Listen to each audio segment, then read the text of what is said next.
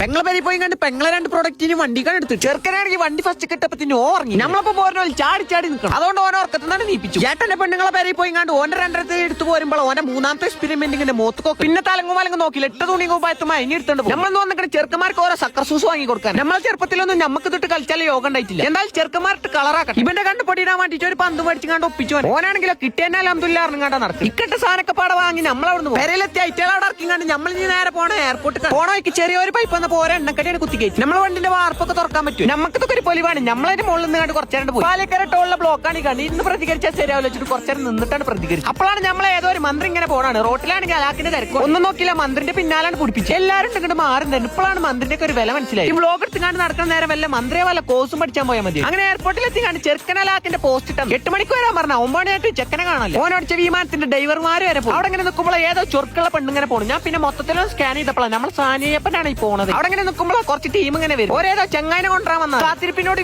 അവൻ വന്നു. ചെറുക്കിറങ്ങിയപ്പോ തന്നെ നല്ല പ്രീമിയം മുട്ടായൊക്കെ എടുത്തത്. അത് കഴിഞ്ഞാണ്ട് ജാത്ര പോയി കണ്ട് ഒരു ഷീഷട്ട് വരും. ഇതെന്തോ ഒരു ബീഫിന്റെ സാധനം വെച്ച് തീരെ പറ്റി. ഒരു ചെമ്മീൻ കറി 10 അടിപൊളി. ഒരു മെക്സിക്കൻ പാഷൻ ഫ്രൂട്ട് കുടിച്ചാണ് നമ്മൾ പേരി പോയി. ബാക്കി നാളെ